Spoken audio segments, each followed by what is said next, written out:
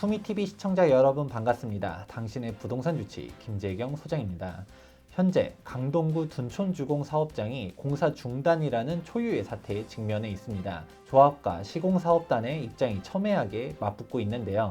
둔촌주공 사업장 같은 경우는 조합원들과 시공사업단 간의 갈등도 있지만 일반 분양을 기다리고 있는 수많은 사람들의 관심이 높은 지역이기도 합니다.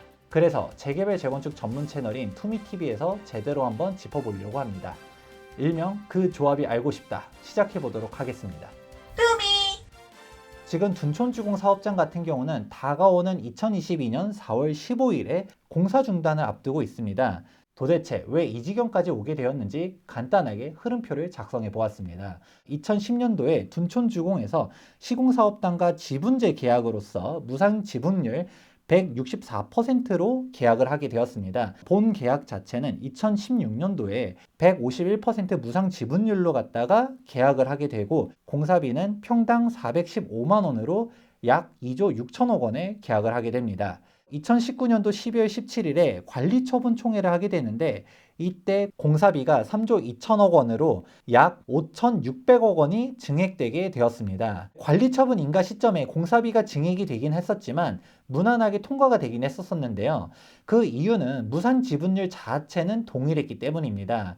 공사비가 늘어났었지만 분양 수입을 늘리는 식으로 해가지고 비례율을 맞췄기 때문인데요. 조합원들은 사업성 자체는 크게 변동이 있는 게 아니다 보니까 넘어가게 되었습니다.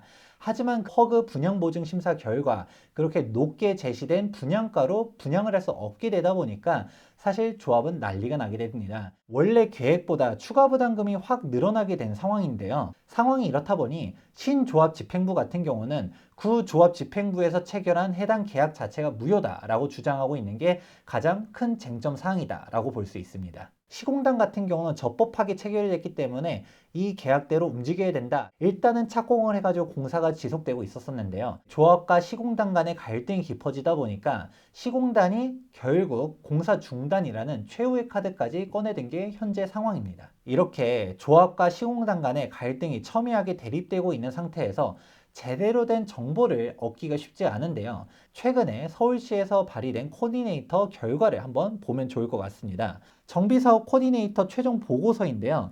해당 사업에 대해서 기본적인 사항들이 나와 있습니다. 지금 이 내용들을 보게 되면 사실 조합과 시공단 간의 핵심 쟁점들이 나와 있습니다. 앞서서 말했었던 것과 같이 조합 입장에서는 지금 현재 계약이 무효하다. 한국감정원에 대한 공사비 검증 자체에 하자가 있다라든가 그 나머지 사항들에 대한 쟁점 사항들이 있습니다. 시공단의 입장과 조합의 입장에서 가장 크게 대립되는 사항은 바로 이 3조 2천억에 대한 평가가 정당하냐라는 건데 당연하겠지만 시공사업단은 평가가 정당하다는 입장이고요. 조합 같은 경우는 평가가 부당하다라는 입장입니다. 왜 똑같은 검증 결과를 가지고서 시공단과 조합의 입장이 다르냐? 우선 조합 같은 경우는 3조 2천억이라는 평가가 나오긴 했지만 조합 같은 경우는 애초에 시공사업단이 3조 5천억이라는 과잉 청구를 한 상태에서 조합 공사비 검증 결과 3천억이 깎여서 3조 2천억이라는 결과가 나왔다. 애초에 제대로 된 평가가 들어간 게 아니다. 그런데 시공사업단 자체는 이 부분에 대해서도 억울하다는 입장이 있는데요. 둔촌주공 사업 현장은 내역 입찰이 아니다 보니 평당가로 갖다가 계약을 했었다라는 것이죠. 이런 입찰 과정에서 오해 소지가 있을 수는 있지만 3조 2천억 원 평가 자체는 정당하다라는 게 시공단의 입장입니다. 그 외에 법리적인 쟁점 자체는 서울시 코디네이터 활동 보고서를 보면 나와 있습니다. 가장 핵심적인 사항들은 아래와 같은데요.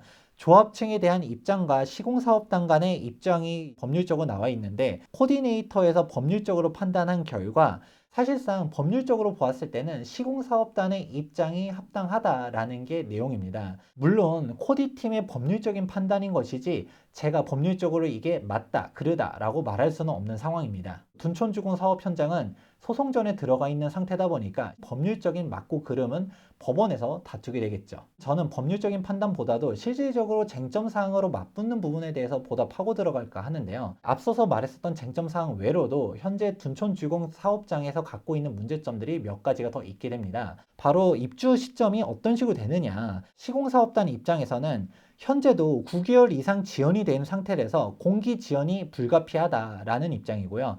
반면 조합은 현재 공사 지연은 1개월밖에 되지 않은 상태다. 현재 공정률이 52%인 상태이고 공기가 42개월로 매우 넉넉하다 보니까 공사가 지연된다라는 것은 어불성설이다. 이 기간 자체가 촉박한 것은 아니다라는 게 조합의 입장인데요. 4월 15일자로 공사가 멈추게 되면 이야기는 달라지게 됩니다. 공사가 중단되게 되고 소송전으로 가게 되면 입주 시점을 정확하게 예측할 수가 없다라는 게 시공사업단의 입장인데 조합은 공사 중단에 대한 대응책도 마련하고 있다라고 말하고 있습니다. 문제는 이렇게 시공단과 조합 간의 갈등의 골이 깊어지면 깊어질수록 그 피해는 조합원들이 가져가게 될 가능성이 매우 높은데요. 첫 번째로는 이주비 쟁점 사항이 있게 됩니다. 현재 둔촌주공 사업장 같은 경우는 시공사업단에서 시공비 대여를 해주지 않다 보니 2022년 2월 달부터 조합원들이 이주비 대출 이자를 잔압 중에 있습니다. 더 큰 문제는 2022년 7월 달에 이주비 대출 만기가 도래한다라는 문제점이 나타나게 됩니다. 시공사업단은 이주비 대출 연장이 불가할 거다. 조합원들이 이주비 대출 상환할 능력이 없다라고 하게 되면 사실상 신용불량자로 전락하게 될 상황이 발생할 수 있다라고 말하고 있고요. 조합은 이주비 대출은 연장이 가능하다라는 입장입니다. 이주비는 시공사업단의 신용공여 대상이 아니라 조합원들 담보 제공으로서 인해서 발생한 대출이다 보니까 문제가 없다라는 입장인데요. 연장을 한다 하더라도 금리 인상이 될 가능성이 높지 않을까라는 우려점도 존재하게 됩니다. 조합원들의 피해가 눈에 보이는 상황 속에서 이 피해에 대한 책임은 도대체 누가 지게 되는 건가? 이 부분 역시도 쟁점이라고 할 수 있는데요. 둔촌주공 사업장 자체가 워낙 크다 보니까 한 달 지연만 된다 하더라도 무려 960억이라는 손실이 예상된다라고 합니다. 지체상금을 귀책 대상자가 납부하게 되는데요. 문제는 이 지체상금도 만능이 아니라는 것입니다. 공사비 총액의 5% 한도가 되어 있다는 것인데요. 2020년도 계약 기준 지체상금 총액은 1,600억 원이 되게 되는 것이고 그런데 조합에서 말하는 것처럼 2020년도 계약 자체가 무효하다라고 하게 되면 2016년도 기준 지체상금은 1,300억 원밖에 안 되는 문제가 나타나게 됩니다. 조합과 시공단 모두 서로에게 귀책이 있다고 주장하다 보니까 시공단 입장에서는 오히려 지체상금은 조합에서 내야 된다. 조합은 시공단이 내야 된다라고 말하고 있는 상태입니다. 지체상금의 총액 한도가 존재하는 만큼 이게 길어지면 길어질수록 문제가 될 수 있다는 게 우려되는 점입니다. 지금까지 시공단의 입장과 조합의 입장을 한번 정리해 보았는데요. 문제는 재개발 재건축 전문가 입장에서 보았었을 때 실질적으로 실익이 없다라는 게 문제입니다. 사실 조합 입장에서는 억울할 수밖에 없다라고 생각은 하고 있습니다. 왜냐하면 코디네이터 결과에서도 법률적으로는 문제가 없다라고는 하지만 맨 처음에는 지분제 계약으로 출발해서 164% 무상 지분율로 시공사 선정을 했는데 그 이후로 무상 지분율 자체는 계속적으로 떨어지게 되었었고 공사비도 3조 2천억 원으로 무려 5,600억 원이 증액되게 되는데 이 부분에 대한 통과도 구 조합장 해임 발의서가 접수된 당일에 사실상 날치기 통과가 아니냐 이런 입장에 대해서는 10분 이해가 가긴 합니다. 문제는 이 싸움에 승자가 있냐라는 것인데요. 저는 평당 공사비 493만 원에 주목할 필요성이 있다고 보고 있습니다. 평당 공사비 493만 원이 그렇게 비싼 공사비가 아니라는 것인데요. 물론 계약했었던 당시인 2019년도 시점에서는 싼 공사비라고도 말하지는 않습니다.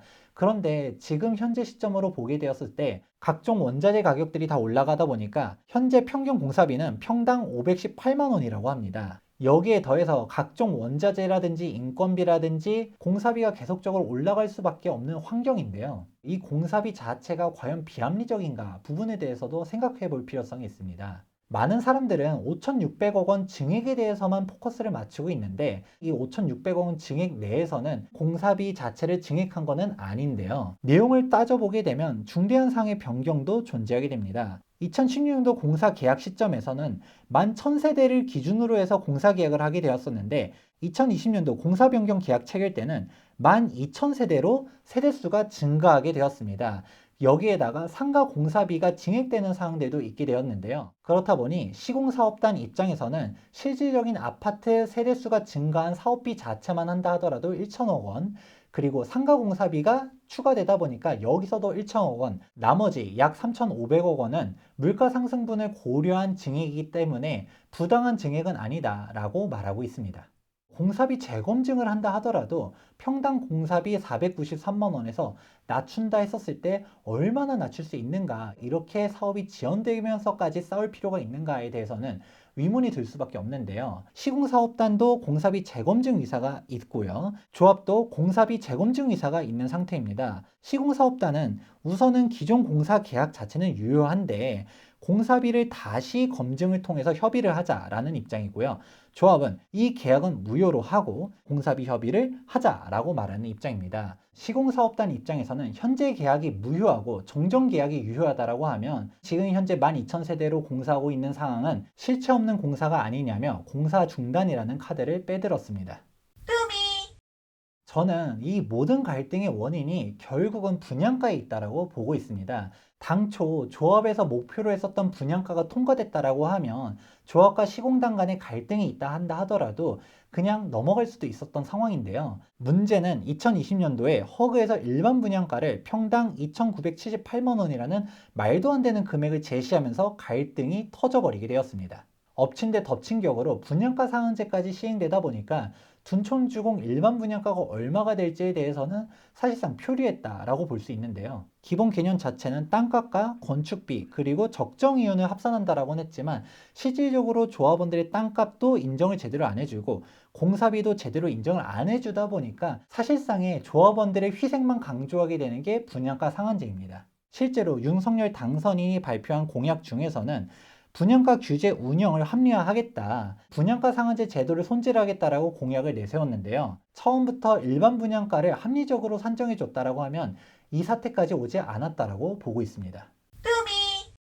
저는 이 영상을 준비하면서 도대체 이 싸움의 승자는 누구에게 있는가 강한 의구심이 들었습니다. 사실상 승자 없는 싸움이다. 재개발 재건축 사업에서는 통상 삽을 뜨면 멈출 수가 없다라고 말하고 있는데요. 이렇게 갈등의 골이 계속적으로 깊어지게 되면 공사 지연에 따른 피해는 조합원들이 입게 될 가능성이 매우 높습니다. 사업이 지연이 되게 됐을 때 각종 금융비용이라든지 공사비용 자체가 천문학적으로 들어가기 때문입니다. 저는 수많은 재개발 재건축 사업 현장들을 보면서 느끼는 생각은 시공사는 아군도 아니지만 적도 아니다. 이해관계에 따라서 이익 집단으로서 움직이다 보니까 돈이 안 되는 사업과 돈이 되는 사업을 당연히 가려낼 수밖에 없는 상황이고요.